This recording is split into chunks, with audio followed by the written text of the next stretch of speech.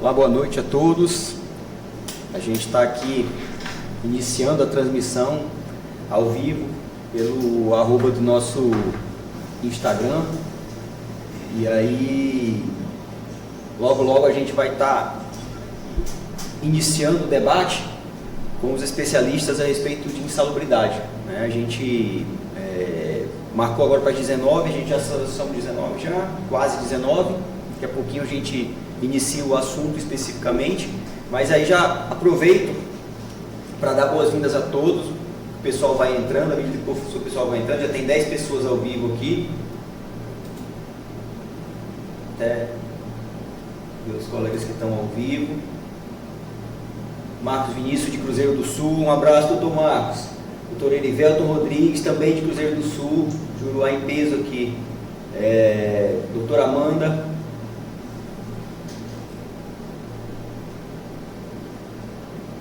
Jusilene, Henrique, um abraço. Gente, a gente hoje está aqui para falar um pouco sobre insalubridade. É um assunto que a gente pretende abordar e que é um assunto que a gente lida diariamente. Iniciar aqui me apresentando, para quem não me conhece, meu nome é Samuel Macedo, eu estou presidente do Sinodonto Acre, nessa gestão agora 2025-2028, estou aqui com o amigo diretor também do Sinodonto, dentista, colega doutor Rodrigo Asfuri. Doutor, fique à vontade de fazer sua apresentação, sua fala inicial, saudar os presentes. Vamos ver que tem aqui alguns espectadores que estão acompanhando. Deixa eu ver se a esposa está aqui acompanhando. Boa noite, para quem não me conhece, eu também sou o Rodrigo Asfuri, eu faço parte também do Sinodonto há bastante tempo aí com o Dr. Samuel, né, nessa caminhada. E estou aqui para tentar contribuir com alguma coisa da parte das dificuldades que a gente passa na clínica particular, né, dos desentendimentos, das desinformações que a gente, quando vai abrir uma clínica, a gente, né, fica perdido nessa questão de insalubridade, da secretária, da auxiliar. Então a gente vai tentar contribuir de alguma forma aí nessa parte. E aí hoje a gente está aqui como convidado, né, a segunda edição do nosso Sinodonto Cast. A gente começou a primeira edição e essa é a nossa segunda edição e a gente está com dois convidados muito especiais aqui. O doutor André Marques, ele é advogado, faz parte da equipe de assessoria jurídica do Sinodonto Acre, né, faz parte da banca de advogados da assessoria jurídica do Sinodonto Acre. Doutora Pamela também presente. E aí a gente primeiramente agradece muito o convite de estar aqui participando junto com a gente, de poder conversar sobre esse assunto que suscita muitas dúvidas, e a gente que é leigo no assunto, que a gente sabe do assunto, enquanto o mínimo possível, né? Ali o elementar. E aí é uma oportunidade muito grande da gente estar conversando, de vocês estarem passando um pouco da experiência de vocês, do conhecimento de vocês. Eu gostaria que inicialmente vocês se apresentassem, fiquem à vontade para se apresentar, falar um pouco de vocês, falar o time que torce, fiquem à vontade. Obrigado, presidente. A palavra primeiro para as mulheres, né? Boa noite a todos. Eu agradeço o convite. Meu nome é Pamela Ferreira, eu sou advogada, sou técnica de segurança do trabalho e hoje eu vou falar mais a respeito da parte técnica, né? Para quem o empreendedor, o empresário que tem ali o seu consultório próprio, vou esclarecer a parte técnica de insalubridade e vamos também falar um pouco de periculosidade. E eu sou André Marques, né, advogado, especialista em Direito do Trabalho, Direito Processual e Material do Trabalho, mestre em Direito, e tenho acho que cerca de 15 anos de advocacia voltada principalmente para a área trabalhista. E recebemos com muita alegria, né, esse convite para falar de um tema que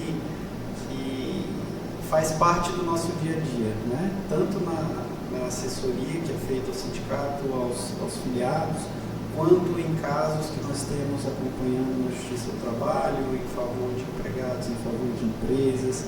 Então, temos um cenário também de consultoria para empresas a respeito de como lidar com isso. Então, esse convite para tratar a esse respeito foi muito interessante, porque como o doutor Asfuri falou, nós vemos um cenário de um consultório particular quando você não tem uma estrutura de ter um RH, você acaba ficando com dúvidas sobre como proceder, quais os riscos que tem, que riscos tem que pagar adicional de insalubridade, de periculosidade, qual é o percentual. Então, as regras são um pouco diferentes, né, para o setor privado e para quem é servidor público. Então, a ideia é conversarmos a esse respeito, tentar deixar isso bem claro para todos que nos assistirem. E é isso. Aproveitando aqui para dar um alô para o pessoal que está entrando, doutor Hélio Moreira, estava aqui com a gente no último Sinodonto Cast, diretor também do Sinodonto, doutor Jairo, dentista, filiado, membro do Conselho Regional de Odontologia, um prazer ter o senhor aqui. Doutora Érica, que também estava presente no último Sinodonto Cast, um prazer também ter você, Érica, por aqui. Doutor Marcelo Mota, um abraço. Doutor Vassi, diretor também do Sinodonto. A gente está aí com uma participação bem legal, e um público bem legal. Eu vou falar um pouco sobre a dinâmica. Eu acho que a gente, da última vez que a gente fez nossa experiência de um podcast, mas eu tenho experiência como ouvinte de podcast, então uma experiência como espectador. Da última vez que a gente participou, algumas coisas que a gente achou que foi legal, a gente teve um roteiro inicial, algumas perguntas que a gente pode começar, que os colegas já enviaram via aplicativo, outros enviaram no privado, mas aí vocês que estão de casa, que estão aqui assistindo pelo Instagram, aqui no chat, fiquem à vontade para mandar perguntas aqui pelo chat mesmo, que a gente já lê ao vivo aqui, de acordo com o que vocês forem, o tema que a gente for abordando. A ideia da gente com essa live é falar do cirurgião dentista, tanto como empregado como empregador, né? Ou seja, tanto como empregador do pessoal auxiliar, né? Como empreendedor, como autônomo, também dele como o empregado. Então fiquem à vontade para mandar as perguntas por aqui. Quem quiser mandar a pergunta também o WhatsApp do nosso sindicato, fica à vontade também. A Lindalva está com ele, me manda mensagem aqui, a gente pode ir perguntando à medida que as dúvidas forem surgindo, tá? Mas aí a gente vai iniciando com o roteiro e fiquem à vontade para se manifestar. A gente quer que vocês realmente perguntem. Quando a gente falou de fazer a live, a ideia é essa, que a gente possa fazer uma coisa com uma interação, para que a gente possa ter essa interação aqui com as dúvidas que venham de vocês, tá? Isso aí. Vocês têm alguma consideração a fazer inicial, alguma coisa que vocês queiram, um tema que vocês queiram abordar inicialmente? Eu acho que de início, né, como a ideia é falar sobre o adicional de insalubridade, a gente fala um pouco o que é o adicional de insalubridade, né? Isso, acho que seria interessante. Então, começando pelo começo, nós temos, e aí veja, são cenários diferentes quando a gente fala de serviço público e serviço privado. Então, como a linha aqui é tratarmos a respeito de consultórios privados, essa vai ser a linha principal, falando do regime seletista, que tem uma submissão às regras do Ministério do Trabalho e Emprego, que são as NRs. Então, de acordo com a CLT e com as NRs, nós temos essa previsão do adicional de insalubridade, também tem previsão constitucional, e que nada mais é do que uma remuneração adicional que é garantida ao trabalhador quando ele está exposto a agentes insalubres, agentes que fazem mal à saúde dele, em um grau acima do limite de tolerância. Então, uma noção geral do adicional de insalubridade eu traria nesse sentido. Então, existe uma classificação, né, uma organização desses riscos, e são riscos físicos, químicos, biológicos, de acidente e riscos ergonômicos. André, só um pouquinho, estou acompanhando aqui as mensagens do chat. Estou falando que o teu áudio está baixo. Tá. Quer trocar de lugar comigo? Manda. Vou tentar falar mais alto para ver se melhora um pouco, tá? Então nós temos o adicional de insalubridade, que é uma contraprestação financeira, um pagamento que o empregado vai receber em razão de ele estar exposto a uma condição que é prejudicial à saúde dele, né? Inclusive, um entendimento muito claro que se tem é que o objetivo é que não se pague adicional para ninguém, para que ninguém esteja exposto a uma situação em que a sua saúde está sendo prejudicada, porque o adicional nada mais é um pagamento porque você está adoecendo. Os limites que a legislação trazem são nesse sentido. Está certo. Alguma complementação nesse momento? Não, falou direitinho. Lembrei até da Copa de Milhões, lembra aquele antigo? Sim. Então, e aí nós temos uma classificação, né, dos riscos, que são os riscos físicos, químicos, biológicos, riscos de acidente e riscos ergonômicos. A depender do tipo de risco, existe uma forma de mensurar e existe um limite para que se esteja exposto a esse risco. Então, não é qualquer cenário que vai ensejar o pagamento do adicional. Então, já trazendo para um contexto aqui do nosso caso, de cirurgiões dentistas e de atendimento ao público na área de saúde, o risco mais comum e mais próximo é o risco biológico, né, porque você vai ter um contato com pacientes, com pessoas que podem ou não ter algum tipo de doença infecto-contagiosa, com sangue, com agulha, com material perfuro-cortante. Então, o risco biológico é o principal quando se fala de uma atuação na área da saúde. Ok? Alguma consideração adicional? Não, faltou explicar um pouquinho de periculosidade. Por favor.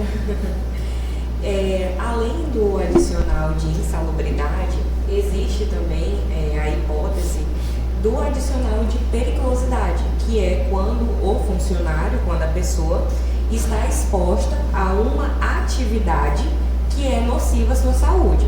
Então, a insalubridade, ela é caracterizada mais pelo agente insalubre, enquanto a periculosidade, ela tem a ver mais com a atividade ser perigosa.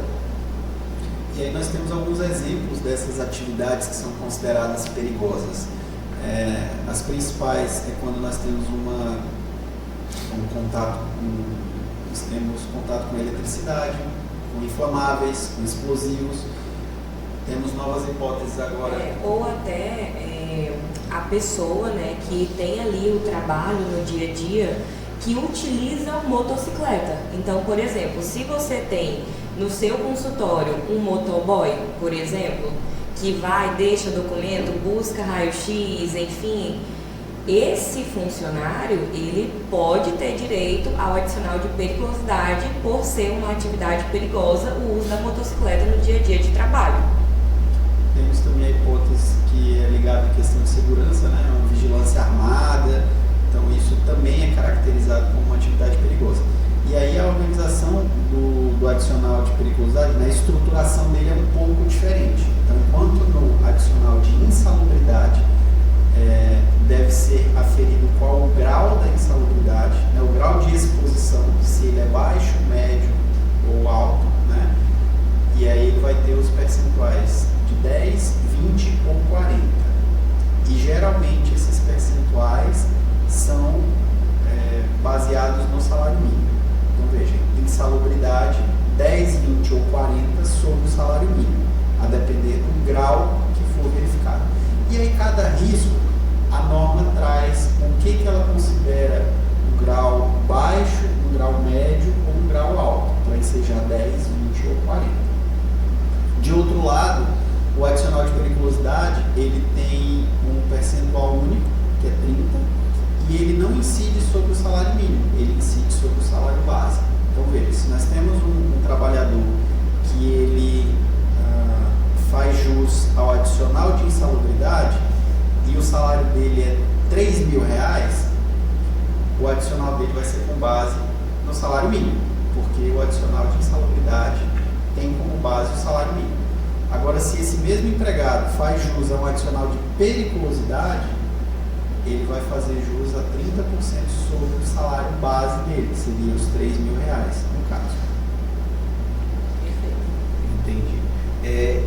Em relação ao percentual, justamente o percentual 10, 20, 40, né?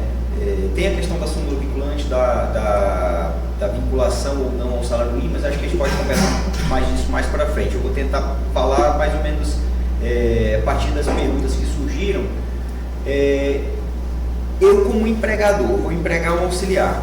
Como que eu sei qual é o percentual que eu vou pagar para esse profissional. Qual é o percentual? Se é 10, 20 ou 40. Eu sei que o mínimo o grau mínimo é 10, né? O médio 20 e por aí 40 é o grau máximo. Como que eu sei qual é esse grau máximo que a gente vai pagar, ou médio, enfim, como que eu vou descobrir essa gradação? Tá.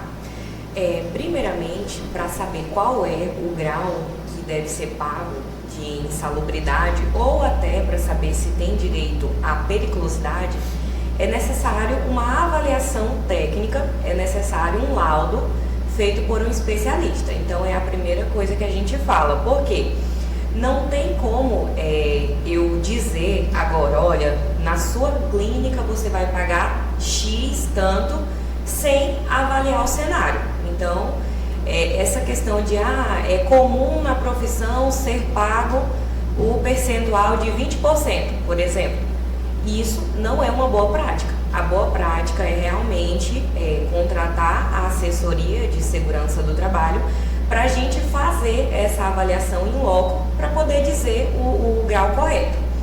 Mas, né, como o objetivo da nossa conversa hoje é dar uma luz para vocês, nós escolhemos aqui, né, algumas funções para a gente falar um pouco. Geralmente essas funções são esses graus, então é o que a gente vai falar aqui agora, tá? Primeiramente, vamos começar pela recepcionista.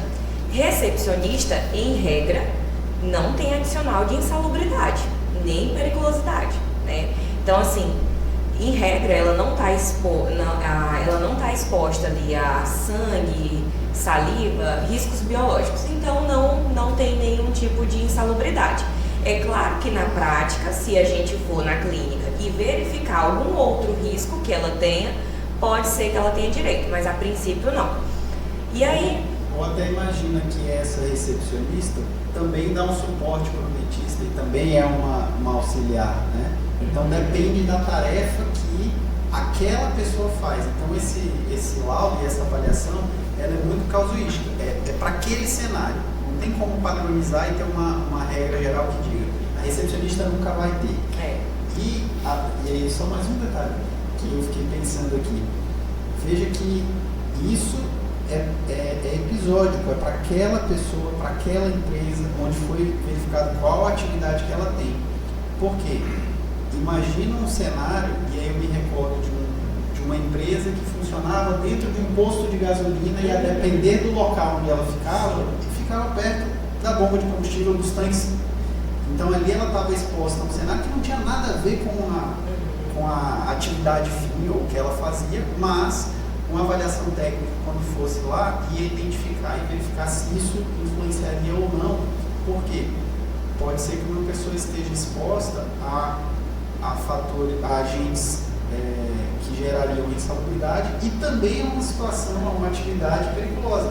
E ela não pode acumular esses dois adicionais. Então ela vai ter que escolher entre um e outro. Então, essa avaliação ela tem que ser feita especificamente para aquela pessoa, naquele lugar, e só assim vai ser possível definir qual é o grau exato.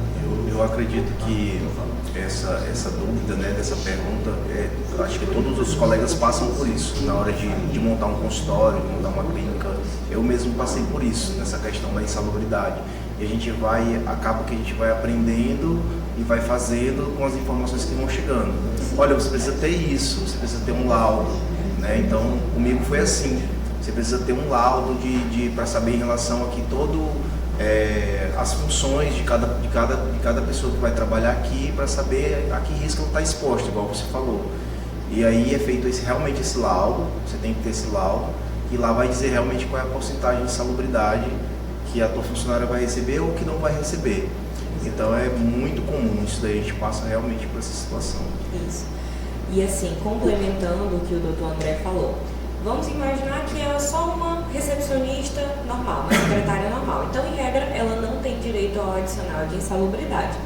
E essa observação, só para complementar e explicar, quem trabalha em posto de combustível, dependendo ali da situação, pode ter direito ao adicional de periculosidade. Por isso que uma clínica que, por exemplo, fica próximo à bomba de combustível, a recepcionista, por exemplo, teria direito à periculosidade, tá? Só para explicar.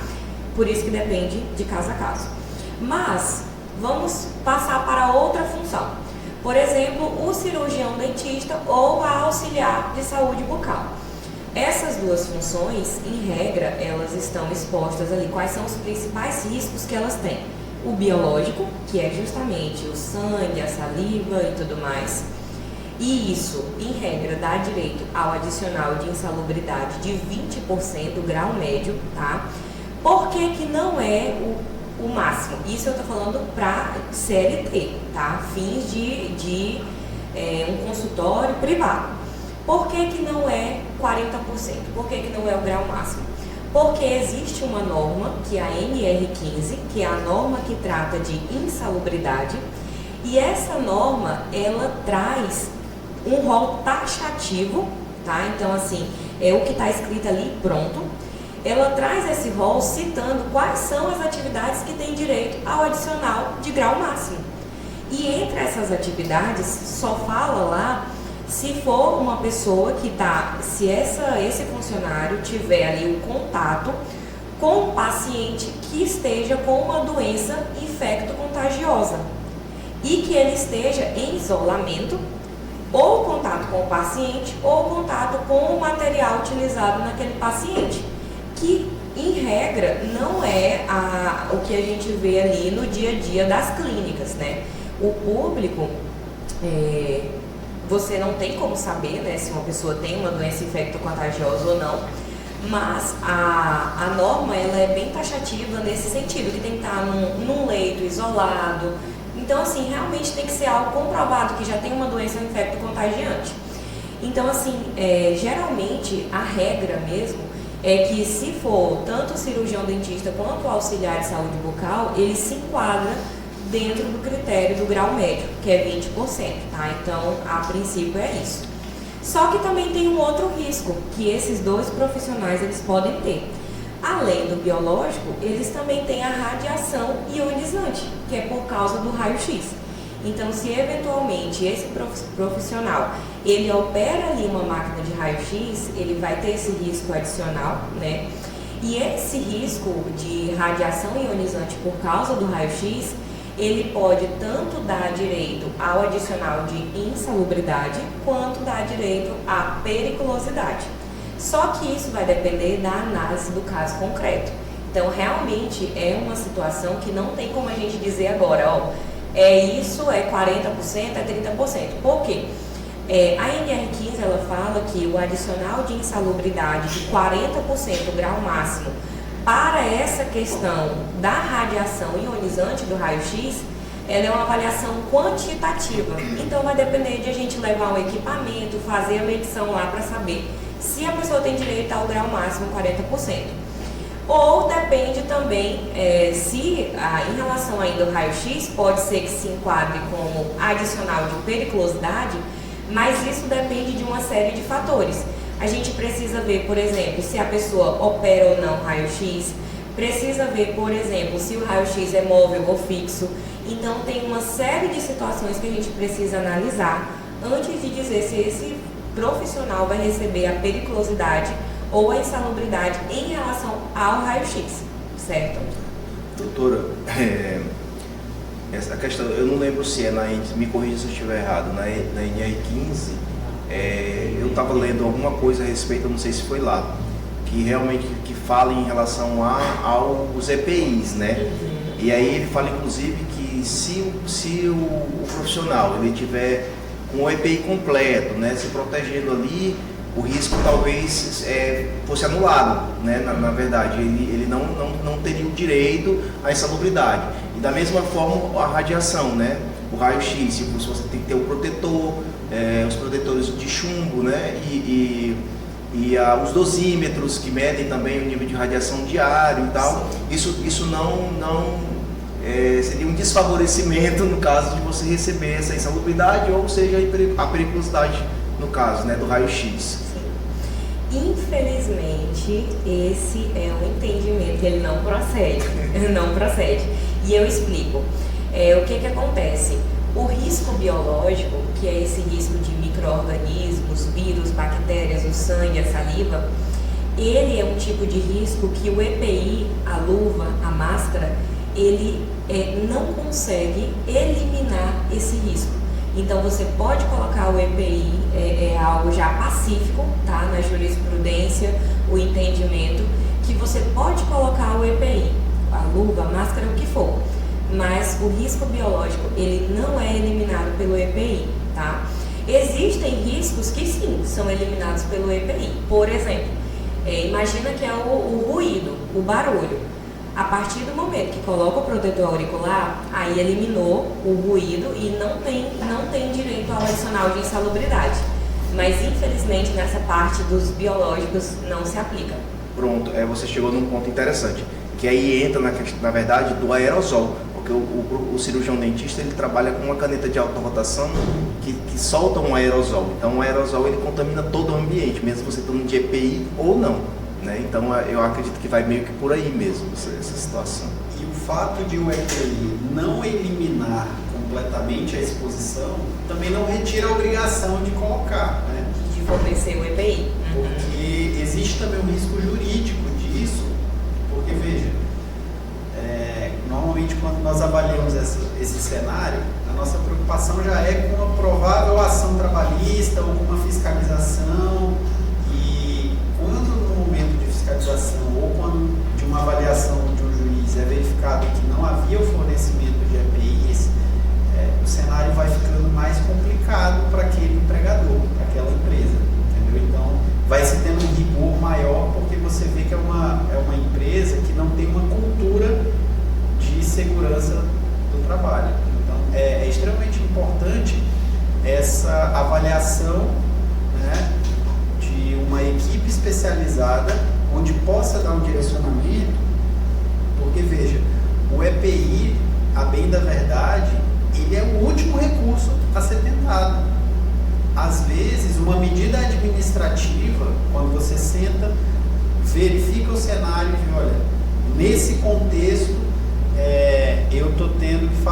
eu teria que fazer o pagamento aqui para 3 colaboradores da minha empresa, mas se eu reorganizar aqui as tarefas e deixar só um deles fazendo uma determinada atividade, eu só tenho que pagar para essa uma pessoa. Você já tirou a exposição de outras duas, entende? Com uma medida administrativa. Então, essa avaliação, ela é extremamente importante, mas que ela seja feita de forma conjunta com a gestão da empresa. Não é simplesmente ir lá, medir, colocar o aparelho, fazer a medição e entregar o relatório e falar, ó, tá aqui, você tem que pagar X.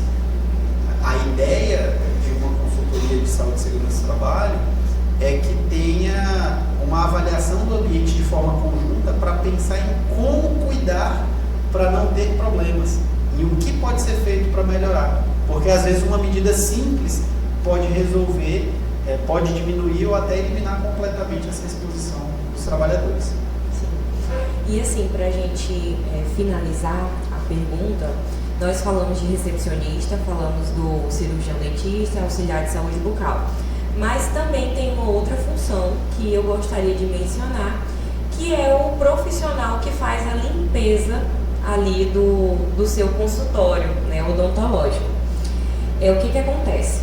Hoje, se a gente for olhar para a lei, não existe previsão legal, não existe escrito na lei que quem faz a limpeza do consultório desse ambiente, ele tem direito ao adicional de insalubridade pela limpeza ou por recolher lixo. Não está escrito na lei. No entanto, existe um entendimento, tá, da Justiça do Trabalho. Isso é importante que os empresários saibam, porque muitas pessoas não sabem disso e não se aplica só ao ramo da odontologia, se aplica a todos os ramos, tá? Muitas vezes o empresário não sabe disso, de que existe esse entendimento da justiça, até súmula, né? Até uma súmula já, que o profissional que faz a limpeza de um ambiente com grande circulação de pessoas, e o que é grande circulação de pessoas? Não colocar um critério objetivo, mas a média ali das decisões é o quê? A partir de 30 pessoas por dia passando no estabelecimento, E não necessariamente utilizando o banheiro. As 30 pessoas utilizando o banheiro, não. 30 pessoas que estão circulando ali por dia pelo ambiente. A partir desse número, já se considera, 30, 50, já se considera grande circulação de pessoas e teria o direito, esse funcionário que faz a limpeza, teria direito ao adicional de insalubridade. E detalhe, a justiça decide, né, nessas decisões que é o grau máximo, ou seja, é 40%. É pesado. É pesado. Mas, lembrando que isso, claro, é uma postura, uma situação que o empresário tem que avaliar o risco, se ele deseja pagar, se ele não deseja. A gente faz a nossa parte, que é sempre avisar, é sempre ali trazer informação, né? E o empresário, ele vai colocar na ponta do lápis e vai ver o que ele faz com essa informação. Então, o André pode complementar mais a respeito disso.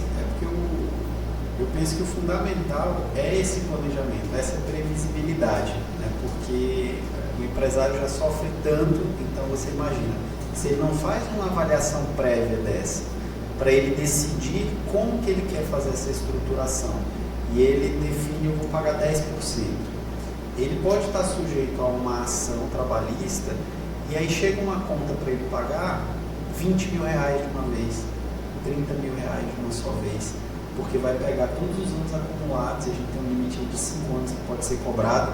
Então, quando você consegue mapear esses riscos e decide falar, não, eu vou fazer esse pagamento aqui, isso vai diluir, você consegue, ou você reorganiza a estrutura e define, eu vou terceirizar isso aqui, a limpeza, eu vou colocar uma empresa de fora para vir fazer. Então, existem várias maneiras de se pensar em como organizar esse cenário, ou até decidir, não, eu sei que eu tenho esse risco, mas eu quero seguir dessa maneira. É um caminho. E uma observação que eu acredito que talvez eu não tenha mencionado é que essa limpeza, tudo isso que eu acabei de explicar, é principalmente em relação ao banheiro, limpeza de banheiro, e também recolher ali o lixo do banheiro.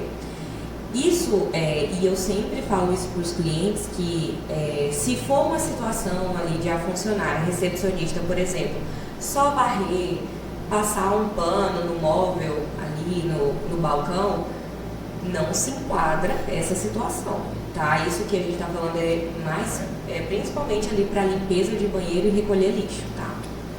Eu fiquei assim, eu não sabia, isso é um dado que realmente eu não tinha a menor ideia, assim, realmente eu não tinha. E na verdade a gente escuta muito alguns mantras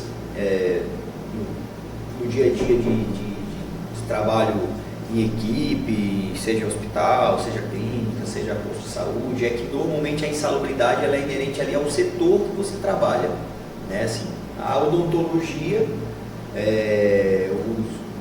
considerando aí o dentista empregado, né? Trabalhando numa unidade básica de saúde, enfim, trabalhando numa unidade de saúde pública, né? Ele como empregado, que o setor odontologia faz jus a 20%, então tanto o dentista como o auxiliar ou como um técnico de prótese dentária que esteja no mesmo ambiente, no mesmo setor, faz jus ao mesmo percentual. Esse é algo que eu escuto e repito. Não sei se o que eu estou repetindo é verdadeiro, mas que eu escuto muito e eu acabo repetindo, e às vezes a gente repete coisas que não necessariamente são verdadeiras. E eu queria saber de vocês, realmente faz sentido? Porque agora essa informação do profissional da limpeza eu desconhecia completamente. Se me perguntasse, eu ia dizer, não, o profissional de limpeza depende, eu não saberia, principalmente, ainda mais dizer que tem até uma súmula vinculante, ou seja, é algo que já está completamente martelo batido, prego virado. Então, assim, realmente faz sentido essa questão do percentual ser do setor, por exemplo, não tem como no mesmo setor o profissional ganhar 20%, o outro profissional ganhar 40%, o outro ganhar 10%, o outro não ganhar nada. Vai depender da atividade, não é por setor. E da avaliação. Aí só um detalhezinho, a súmula não é vinculante, tá? É uma súmula do TST, mas a súmula vinculante é outra coisa que ela tem uma força maior e ela vincula, como o nome diz. A outra súmula, em tese, deveria vincular também, mas ela não tem essa força que aquele cenário de súmula vinculante traz. Com relação Mas significa um Sim, entendimento confortável. é um entendimento. Já teve tantas decisões naquele sentido que passou a ser uma súmula. E assim, existe uma discussão grande no meio jurídico por causa dessa questão de limpeza de banheiro, de grande circulação e coleta de lixo. Por quê? Como a Pamela falou, quem tem direito ao adicional de insalubridade é quem está naquele rol taxativo. A NR15 tem uma lista com quem tem direito. Só tem direito quem está na lista. E esse cenário não está na lista. Isso foi uma construção do judiciário. Que eles olharam e falaram assim, não, eu entendo que isso aqui é grave o suficiente que deve pagar. Então, ele legislou com os mecanismos que ele possui, que é a edição do súmula, e isso é respeitado. Tem muitas decisões nesse sentido, de maneira que isso deve estar no radar, porque o impacto financeiro é grande. Ainda mais quando você pega o entendimento de 40%. Aí você pega alguém que trabalhou no teu consultório, que fazia essa limpeza, se você tem um movimento grande acima desses números, que isso também não é definido, então veja, é tão incerto. Eu tenho uma média de 20 pacientes, vai dar, não vai dar? Não Pode sei. ser que dê. Que ela não esteja assistindo nesse momento. Sim, a gente conversou isso antes, a gente pensou, não, eu acredito que vai ter mais empresário assistindo, então. Vou falar em quem está assistindo, vamos ver quem está assistindo aqui. Aqui no topo E já. a gente trouxe isso porque eu conheço, inclusive, um dentista que ele tem uma clínica que nesse prédio funciona outras salas com outros atendimentos também. E a moça da limpeza é funcionária dele. Então, o que é observado é isso. Agora sim, para a sua pergunta sobre a tua colocação ali, né, sobre a função do setor, uma coisa que pode ficar bem fácil de visualizar, né, para ilustrar.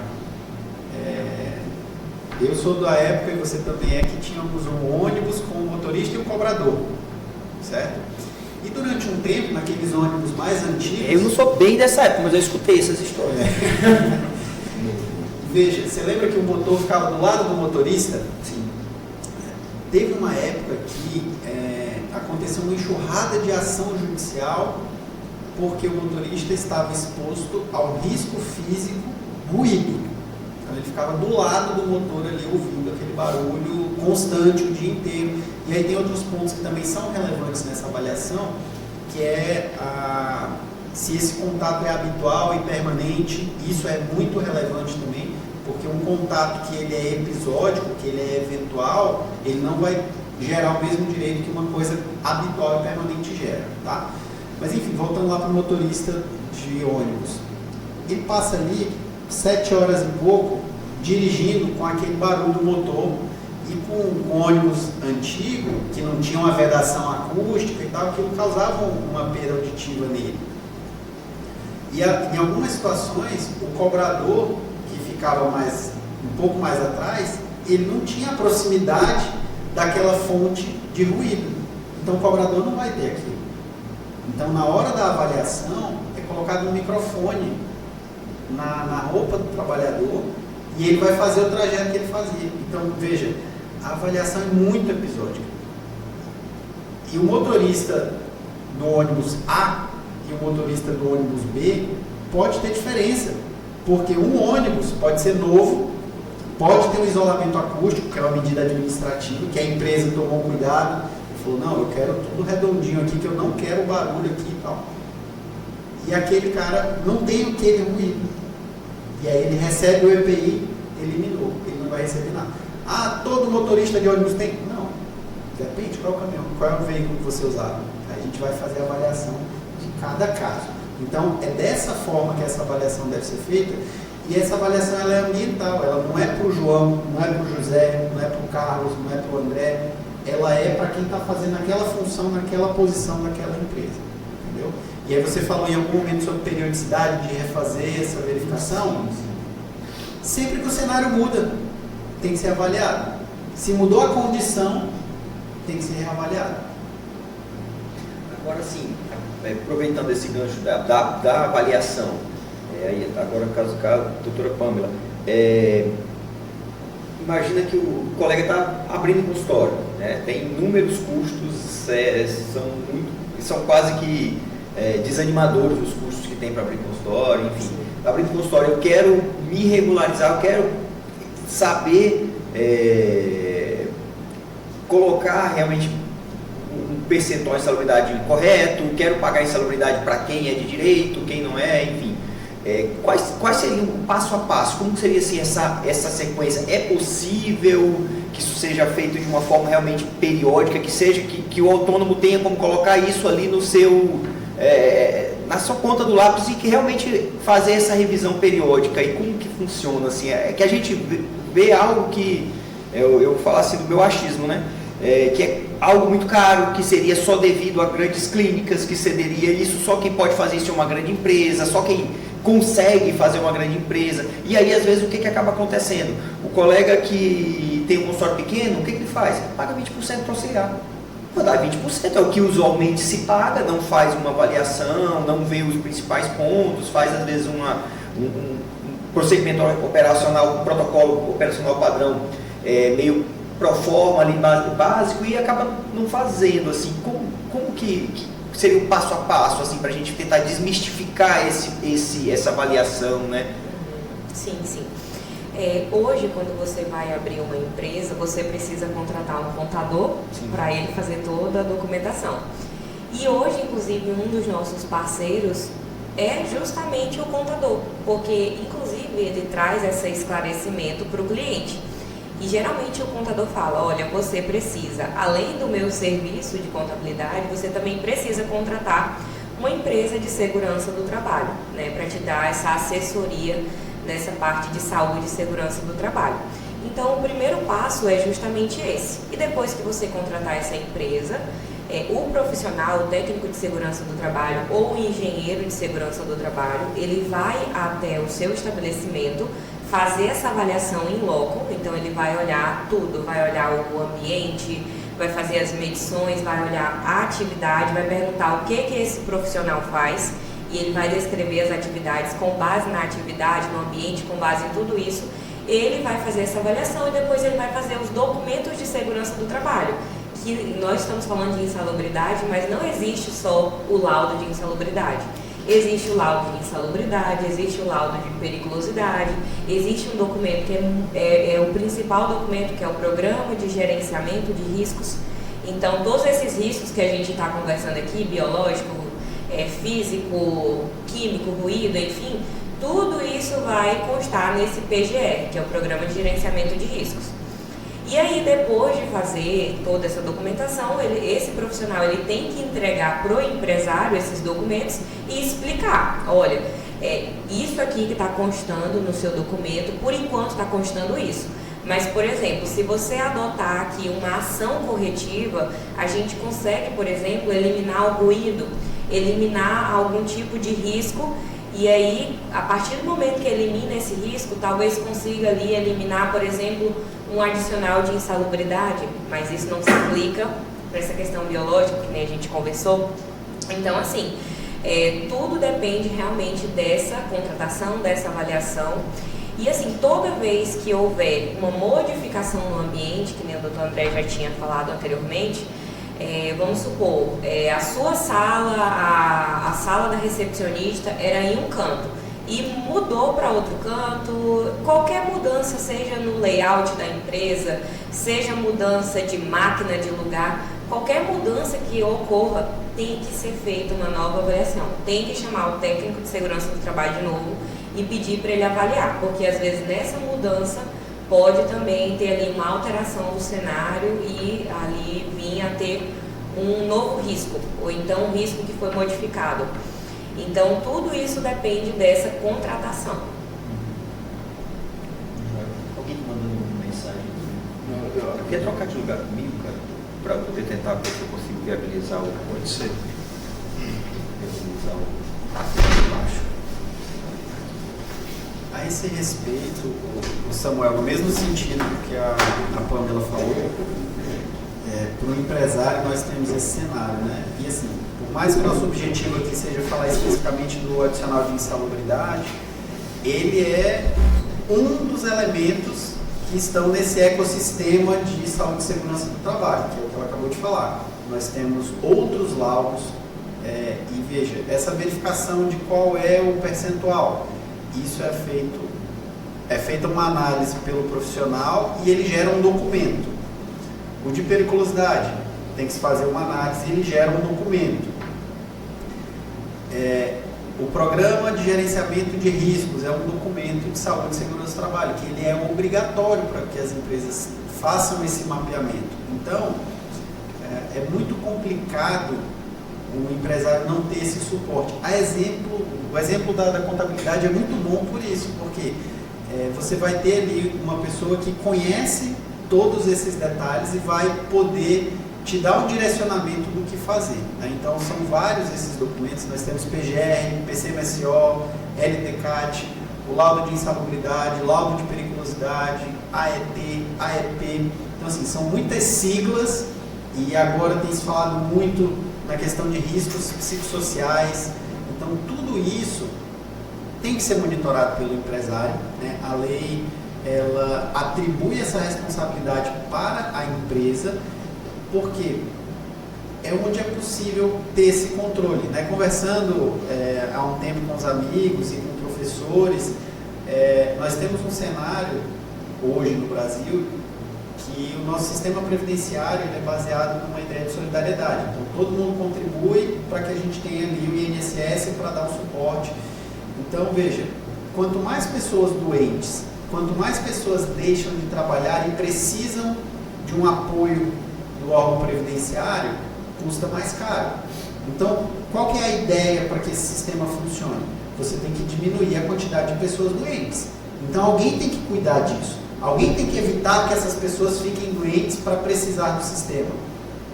E quem faz isso é o empresário. A lei definiu e falou, espera aí, quem vai ter que tomar cuidado para que o trabalhador não tenha um acidente, para que ele não fique com perda auditiva, para que ele não... é o empresário. Então, empresário, você vai ter que fazer um programa de gerenciamento de risco para cuidar dos seus empregados, você vai ter que fazer um programa médico de controle de saúde ocupacional para que você faça um monitoramento da saúde dele. Aquele exame admissional que é feito é dentro desse conjunto de tarefas. Quando você vai contratar alguém, você faz uma avaliação de como está a saúde dessa pessoa e você vai medindo a cada 6 meses ou a cada 1 ano, a depender dos riscos que ela está exposta, você vai avaliando como está a saúde daquela pessoa. Isso tem que ser feito um relatório. Então, toda essa documentação, a obrigação é do empresário. E uma outra informação importante também, que até me perguntam muito a respeito disso, é sobre a partir de quantos funcionários tem que acontecer tudo isso. Em regra, se o empresário ele tem um funcionário regido ali pelo regime da CLT, todo esse sistema de segurança do trabalho já se aplica a ele. A partir de um funcionário já se aplica. Tem uma exceção ou outra, né, de dispensa de tudo isso, mas geralmente clínicas odontológicas têm um grau de risco maior, porque também depende do grau de risco. Se é por exemplo, um consultório, um escritório de contabilidade, é só riscos ergonômicos, é só funções administrativas. Já um consultório odontológico tem um grau de risco maior, muitas vezes se enquadra até no grau de risco 3, né? Dependendo ali se tem ou não raio-x, tem a questão dos pérforos cortantes. Então, principalmente por ser um grau de risco elevado, a partir de um funcionário já tem que se aplicar tudo isso. Na legislação do Ministério do Trabalho, nessas NRs, tem uma tabela que diz, e ela tem uma gradação do grau de risco, que pode ser de 1 até 4. Então, existe toda uma avaliação para definir como que tem que ser esse acompanhamento da saúde e segurança do trabalho. Isso aí, gente. Eu aproveitar aqui para falar um pouquinho, a gente leu a pergunta do colega que mandou, mandar um abraço para os colegas que estão presentes aqui, Luslene Vasques, deputada Adailton, doutora Adailton mandou aqui um abraço para toda a odontologia criana, abraço, deputado. Doutora Andressa, diretora do Sinodonto, nossa primeira secretária de bilhões, bem-vinda. Doutora Maria do Carmo, filiada, prazer ter a senhora aqui com a gente. Moisés, da diretoria também, doutor, um abraço. Doutor Romulo Chaves, um abraço, gente. Doutor Reinaldo Fontinelli, doutor Wagner Stanislau, doutor Reinaldo lá de Cruzeiro do Sul, direto de Cruzeiro do Sul acompanhando a gente. Doutor Wagner, plantonista da UPA, do 2º Distrito, forte abraço, doutor. Doutor Nilson Guarani, aproveitando para mandar um abraço e ler a pergunta dele. Doutora Francisca Lucas, um abraço. O doutor Nilson Guarani, ele é servidor do Estado, tá? Ele fez uma pergunta que alguns colegas aposentaram com insalubridade. Então, está se falando aqui do regime próprio, né? Do regime CESACRE, regime Acre Previdência. Qual a possibilidade de conseguirmos, enquanto funcionários do Estado do Acre, né? No caso, para o regime próprio? Ele relata que alguns colegas conseguiram a aposentadoria com a insalubridade, né? Não perderam a insalubridade, o adicional de insalubridade. E ver a possibilidade que teríamos de conseguir, ele é servidor, então, se aposentar, acredito que ele esteja perto da aposentadoria, talvez seja essa a dúvida dele, né? De levar o adicional de insalubridade após a aposentadoria. A rigor, eu vejo que essa possibilidade é bem diminuta, é bem complicado isso. Por quê? Só que assim, depende da lei do ente. Então, aí é um regime próprio. Então, os servidores, eles têm uma lei própria que é diferente da CLT, diferente das NRs que a gente tem no Ministério do Trabalho. Cada município tem a sua legislação própria. Então, normalmente, a maioria dessas legislações, elas trazem, inclusive, a previsão de que, se houver a cessação da exposição, você perde. Você não gera um direito adquirido a receber. Lembra que nós falamos lá no começo que é uma contraprestação para um adoecimento? Você está exposto, imagina que nesse ambiente, nessa sala que eu trabalho, aqui me gera uma exposição em que eu recebo um adicional por isso. Mas se eu sou transferido e eu vou para outra unidade que não tem o agente que me deixava exposto, que tinha nessa sala, eu já posso deixar de receber esse adicional. Então, quando você tem um cenário de aposentadoria, você se afasta completamente. Então, assim, é preciso entender exatamente esse caso que ele mencionou, de quem aposentou e continuou recebendo, se houve alguma hipótese de incorporação, mas a rigor, pela natureza do adicional, inclusive hoje eu estava verificando a legislação municipal aqui de Rio Branco, e ela traz justamente essas exceções, de que se o funcionário ficar afastado por um determinado período, ele já não faz jus ao recebimento do adicional. Por quê? O adicional, ele é um pagamento, é uma contraprestação imediata pela exposição. Então, se você retira esse contexto de exposição, também pode ser suprimido esse adicional. E que veja, muitas vezes o trabalhador, ele quer ganhar mais, ele quer ganhar o adicional, mas ele não percebe que isso é prejudicial à saúde dele. Na verdade, o esforço tinha que ser no sentido de que não houvesse a exposição, que ela fosse reduzida, que ela fosse eliminada, para que ele não precisasse ganhar. Mas normalmente acaba que temos aquele pensamento imediatista de aumentar a receita, e se sabe também que talvez não vai ter uma alteração, que vai continuar exposto. Então, se eu vou continuar exposto de qualquer jeito, que eu receba o que eu tenho que receber. Mas o foco tinha que ser em tentar eliminar ou atenuar essa exposição. Doutor Nilson, acho que a gente precisa estudar o caso, né? Acho que o doutor precisa estudar o caso para a gente poder ver a possibilidade, considerando, né, essa de repente uma exceção aí. Acho que precisa pensar no tipo de análise do caso específico, né? Pode falar. Não, eu ia lembrar de mencionar os serviços do sindicato, né? Que é já até um gancho para que a gente coloque à disposição. Sim. Doutor Nilson é afiliado, um companheiro nosso aí de longas datas de luta aí. Mas é isso, é importante a gente falar. Eu estava vendo aqui dentre os colegas presentes, faltou aqui mandar um alô para o doutor Márcio Romualdo, doutora Pâmela também filiado, doutor Márcio filiado da gente. A gente tem, né, a parceria com o escritório, tem a assessoria jurídica do escritório, e esses são assuntos extremamente importantes e que às vezes não são de toda a categoria, são específicos de uma determinada dúvida que o profissional tenha no seu dia a dia profissional, ou mesmo na sua relação enquanto empregador ou até enquanto empregado, né? E aí a gente tem a assessoria jurídica do sindicato voltada para essa área, justamente para atuar na defesa do cirurgião dentista, independente dele ser como empregado ou como empregador, né? Tudo que seja na defesa do exercício da profissão da sua profissão, do exercício da sua profissão, inclusive defesa em processos éticos, em litígios administrativos, e inúmeras situações. Se o senhor quiser falar um pouco, André, sobre isso.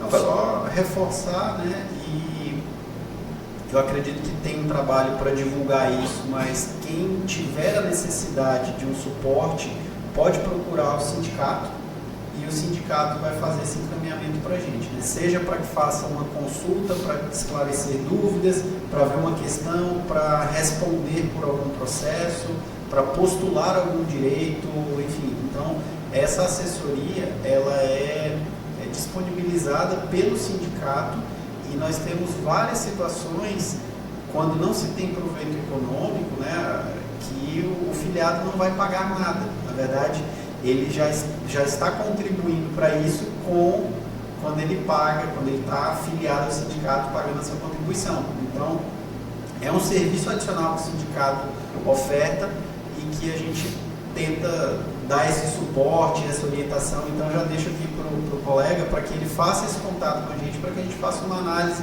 desse caso em específico e avaliar o que aconteceu, se é possível, se é aqui o caso dele, né? Sim, e aí é isso, é o convite ao colega cirurgião dentista. Você, consultório particular, se sente por vezes sozinho no consultório, impotente, com muitas taxas, muita pressão por pagamento, muita pressão por fazer aquele negócio girar, e dele depende a sua família, a família do auxiliar, a família do profissional da recepção, profissional da limpeza. Várias famílias dependem ali do seu trabalho no consultório particular. E o que a gente não quer numa situação dessa é estar exposto a inúmeras dificuldades, inclusive judiciais, que podem estar acontecendo. E o sindicato, ele funciona justamente na defesa do seu interesse enquanto trabalhador de saúde, mas também enquanto exercício da sua profissão cirurgião dentista. E é para isso que a gente tem essa assessoria jurídica para os filiados, para que a gente consiga ter essa proteção, né, e essa segurança de que qualquer dúvida que eu tiver, qualquer problema, qualquer assessoria, eu vou ter um técnico específico da área do direito que vai poder me assessorar e, inclusive, por diversas vezes me defender, incluído aí entre os benefícios de estar como filiado. A gente falou de periculosidade, insalubridade, e acabou que na hora não deu gancho para fazer essa pergunta, aproveitar para perguntar para vocês. A insalubridade, ela é concorrente da periculosidade. Assim, concorrente que eu digo, ou você recebe uma, ou você paga uma, ou você recebe ou paga outra, né? Elas não podem ser concomitantes. Funciona assim mesmo? Se existe essa opção do profissional, ou onde é que um dentista, por exemplo, estaria incluído na periculosidade? A gente sabe que a periculosidade é muito comum, agente de segurança, né? Aos agentes que estão expostos ali a um risco de vida imediato, né? Foi assim que eu consegui entender pela definição. Mas onde é que a gente tem essa aplicação da odontologia em que me parece ser mais vantajosa do ponto de vista econômico, né, a periculosidade, apesar de entendendo que são verbas que o ideal é que a gente nem recebesse, porque a gente nem tivesse exposto, porque ninguém quer ficar doente trabalhando, ninguém quer correr o risco de contrair uma doença trabalhando, muito menos de sofrer um acidente. Então é isso realmente, a gente tem essa concorrência entre elas, e onde é que na odontologia no trabalho específico da odontologia, que se encaixaria a periculosidade? É de acordo com o trabalho que desenvolve, é de acordo com exposição por raio-x, é de acordo com a exposição, o tipo de trabalho específico? Não sei se eu me fiz entender. Sim, temos essa previsão, e veja, nós estamos falando aqui de uma maneira geral do regime seletista de empregado privado, empresas privadas, né? E até antes de entrar nesse questionamento, no que diz respeito ao serviço público, né, a Estado, a União, Estado e municípios, tudo vai depender do que a legislação desses entes traz. A grande maioria, só não vou falar aqui 100% porque eu não conheço a legislação de 100% dos municípios, mas a grande maioria traz essa vedação de cumulação nos dois adicionais também. Em alguns casos, nós mencionamos aqui, falamos que na rede privada, né, no âmbito privado, o adicional de insalubridade, a base dele é o salário mínimo. No setor público, existem algumas situações que não é o salário mínimo, que é o salário base. Então, só para deixar claro que, por padrão, as respostas que nós estamos falando são para o setor privado, tá? E sim, na CLT existe essa proibição de cumulação, e aí o entendimento também é pacífico nesse sentido. É claro que se procurar bastante é possível encontrar alguma decisão judicial que já permitiu essa cumulação, mas é aquele caso de uma decisão isolada que passou batido um recurso que não uniformizou e que a gente tem isso em várias questões, mas o entendimento que é de acordo com o que se tem na lei é a impossibilidade de cumulação. Tirando hipóteses que são mais remotas, né, como a que eu falei de um consultório que funciona no posto de gasolina, eu me recordei também de um colega que ele trabalhava na sede da Polícia Federal, quando funcionava ali na Floriano Peixoto. E lá existia eu não sei como chama, um depósito de armas. E tinha pólvora, que é considerado explosivo. Então, os terceirizados que trabalhavam naquele prédio, apesar de não ter nada a ver com a atividade, eles tinham direito a receber a periculosidade por essa questão. Então, veja, e aí eu lembro, eu tinha um amigo que era terceirizado lá e que ele foi transferido para outro prédio administrativo da Polícia Federal, aqui de Rio Branco, no Acre, e que não tinha esses explosivos lá na sala de armas, e ele deixou de ganhar isso, ele estava achando ruim, que tinha perdido essa contraprestação pecuniária pelo risco que ele estava sendo exposto, né? Então, faço esse parênteses para essa situação de casos muito específicos, né? Que uma questão ambiental, de onde está situada a clínica, enfim, que pode gerar uma exposição diferente do habitual, né? Do trabalho normal. Mas sim, existe a previsão na INR16 de periculosidade para uma atividade próxima na clínica de odontologia, que é ligada exatamente ao raio-x. Então isso vai depender da avaliação do profissional que vai lá. Entendeu? Então existe uma medição que ela é quantitativa, né? Quantitativa para insalubridade. Periculosidade vai depender da atividade mesmo. Fazer análise ali do cenário da atividade. Então o profissional ele vai lá, então quando tem esse cenário de raio-x e de uso desse tipo de equipamento, é possível que se tenha o adicional de periculosidade e também é possível que se tenha o adicional de insalubridade. Né? E aí como não é possível a acumulação, o profissional, o empregado, ele vai ter que optar qual que é mais vantajoso para ele. Então veja, se é uma pessoa que recebe um salário mínimo, e for dar 40%, para ele é melhor a insalubridade, porque dá 40% de um salário mínimo. Agora, se o salário dele é mais alto, talvez valha a pena os 30% do salário básico. Essa decisão ele vai ter que tomar. E essa avaliação vai ter que ser feita por um especialista. Então, vai ter que ir um técnico de segurança do trabalho, um engenheiro do trabalho, fazer essa avaliação para verificar esse enquadramento com que ele vai ser. Agora, o que a gente tem visto ultimamente, pelo menos que eu acompanhei alguns casos específicos, é que a questão do raio-x, eles não estão querendo nem dar insalubridade em cima do raio-x por conta justamente da justificativa da não fuga da radiação, né? Que por ser uma radiação ionizante, não ter espalhar a radiação, ter as paredes baritadas, ter a proteção individual, e a gente tem visto algumas decisões judiciais negadas em relação aos pedidos tanto de insalubridade quanto de periculosidade. Eu já vi alguns casos, né? Sim.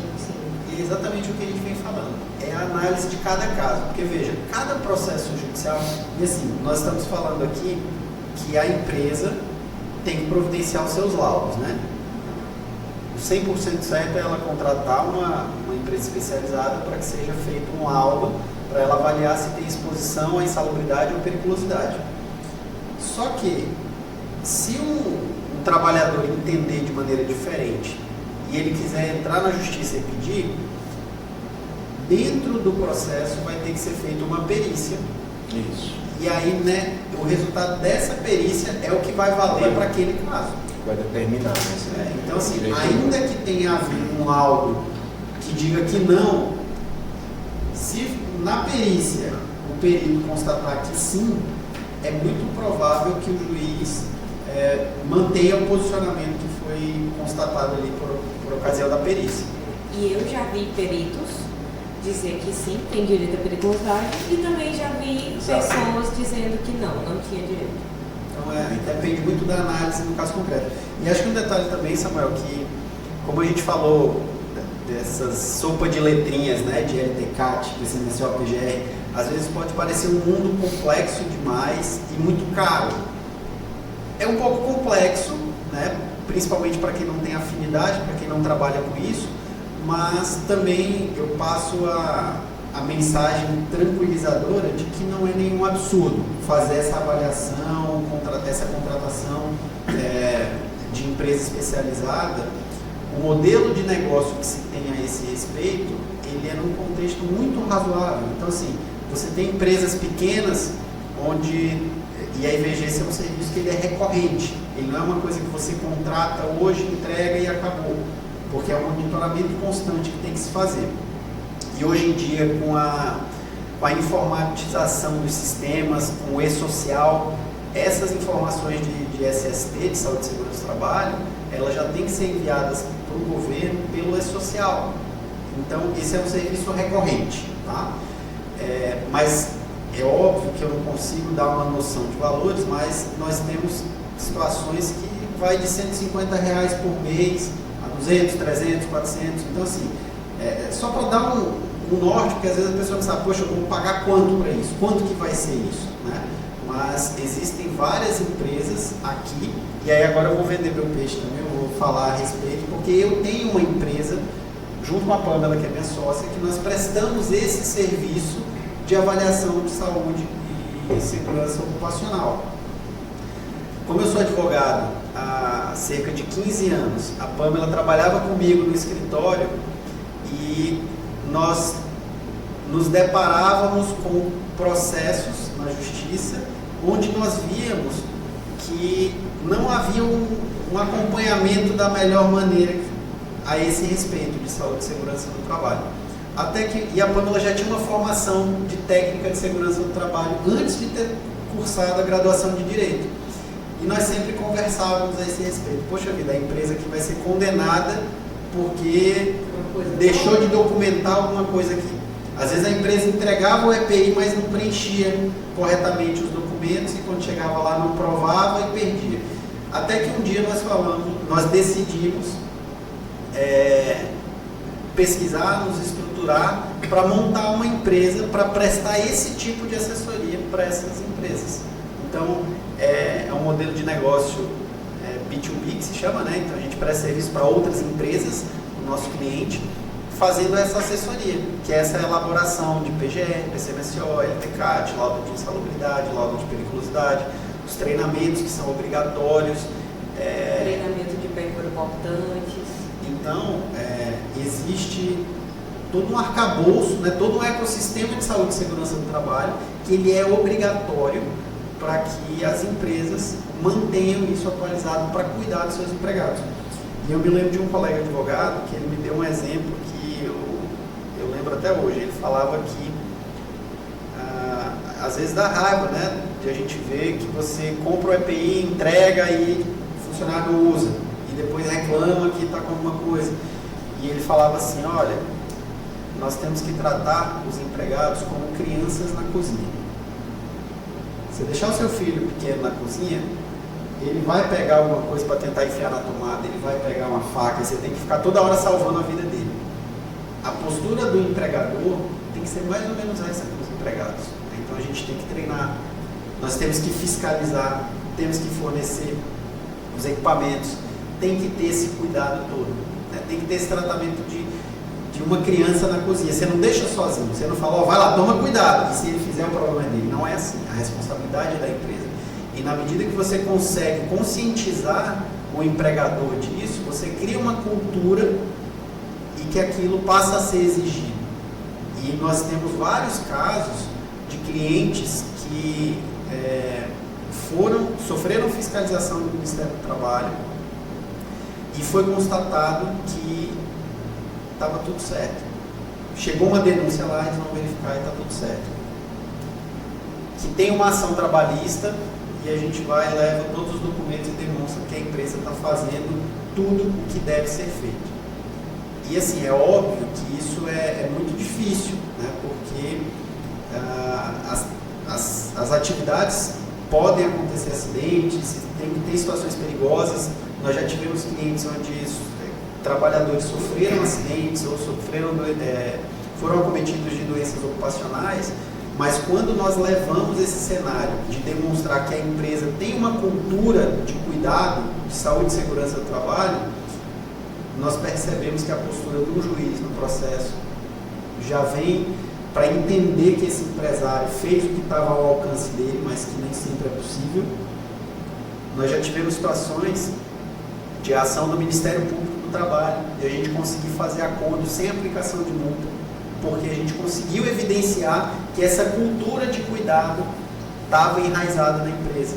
Então, eles falaram, olha, nós vamos fazer um acordo aqui, você vai ter que manter esse cuidado, mas eu não vou nem colocar multa para você, porque eu entendi que você compreendeu a importância desses cuidados, né? Então, assim, a gente fica particularmente muito feliz quando a gente vê que a gente conseguiu criar essa consciência, que o nosso cliente está conseguindo entender como é que funciona isso, né? E a gente não está fazendo como nós vimos lá atrás, que pagavam alguma coisa, recebia lá um monte de documento encadernado, ficava numa gaveta e ninguém nunca fazia nada. Então a gente trata diariamente com esse ecossistema de saúde e segurança do trabalho para esses nossos clientes. Gente, estamos caminhando aqui para o encerramento. As lives no Instagram normalmente elas são em torno de 1 hora. Agradecer muito a presença de vocês, mas de antemão já pedir para que vocês fiquem à vontade com as suas considerações. Um prazer conhecê-lo, o Propano eu não conhecia. O André já é um amigo aí da gente que está nos ajudando nessa nossa batalha diária e todo dia a gente se fala praticamente diariamente. E obrigado, Rodrigo, também por aceitar aí o convite.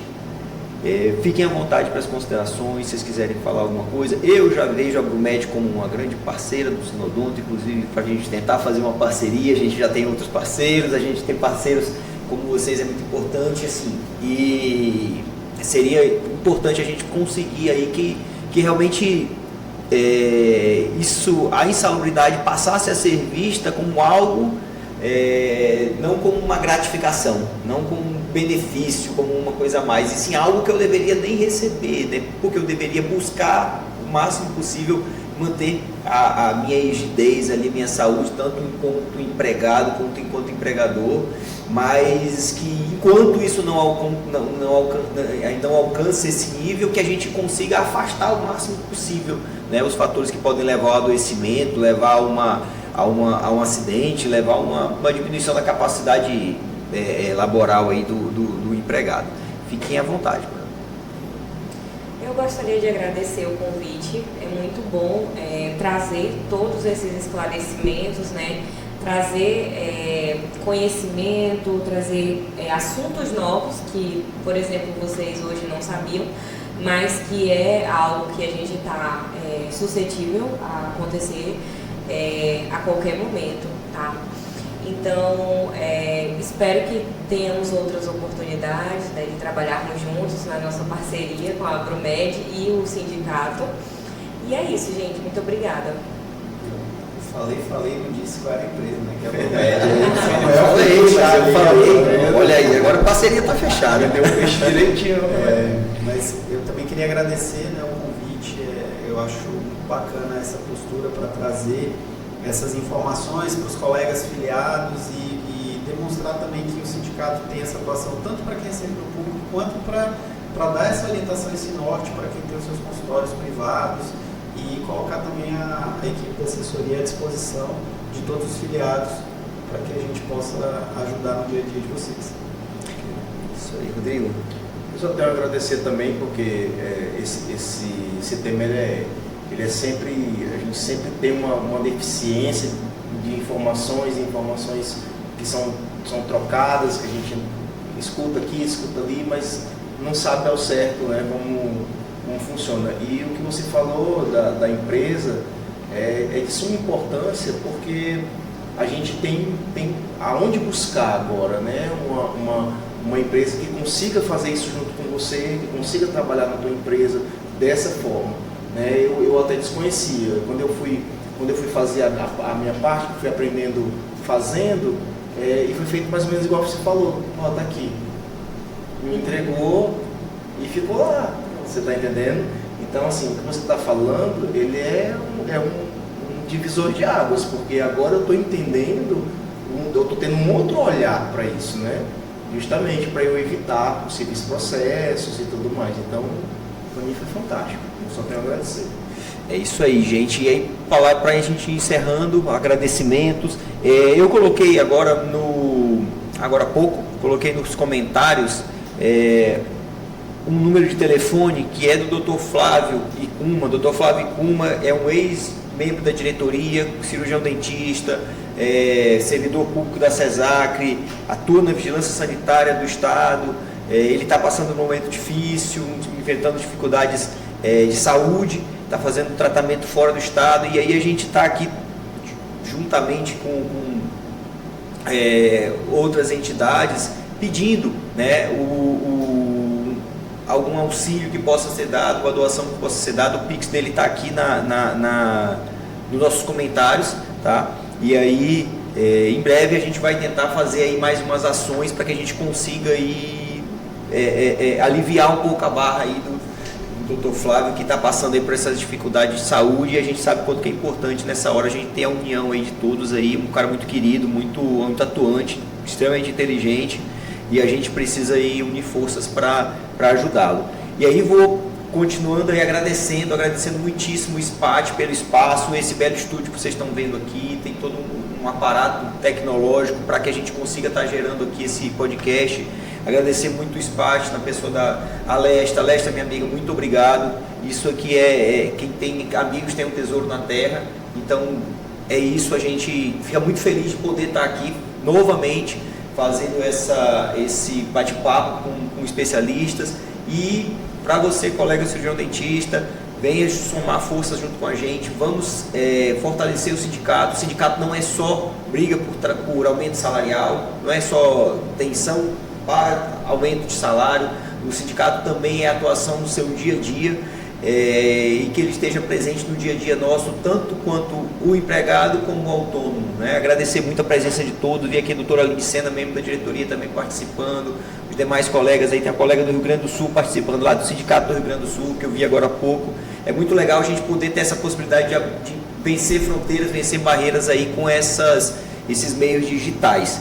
E aguardem, em breve a gente vai lançar outro episódio aí do SinodontCast, e conta muito com a ajuda de vocês para mandarem sugestões. As sugestões são muito bem-vindas, a gente precisa chegar com informações que sejam realmente relevantes para você aí que está no dia a dia vivendo a odontologia, e isso é importante, a participação de todos, filiados ou não filiados. A gente tem o nosso Instagram, manda direct, mensagem aqui pra gente, manda no próprio nosso WhatsApp também, tá na bio do Instagram. Quem não conhece, manda mensagem pra gente. A Lindalva, nossa colaboradora, atende todo mundo aí, independente de filiado ou não. A gente quer acrescentar na vida do cirurgião dentista, na vida da equipe de saúde bucal. Também você auxiliar, fique à vontade para nos procurar, a gente ajuda no que a gente puder, que a gente sabe que estamos tratando uma equipe odontológica e todo mundo trabalha junto, o técnico, auxiliar, o dentista, para que a gente possa fazer uma odontologia cada vez melhor. E muito obrigado a todos, muito obrigado a vocês pela presença, vocês engrandecem muito a gente conseguir estar nesse bate-papo aqui, e que venham outras vezes, que a gente consiga outros temas. Eu espero o Dr. André de novo aqui outras vezes, já estou pensando aqui no meio da conversa, já fiquei pensando aqui em possibilidades de temas também, para a gente continuar conversando, e aguardem as próximas edições, e um abraço a todos, boa noite.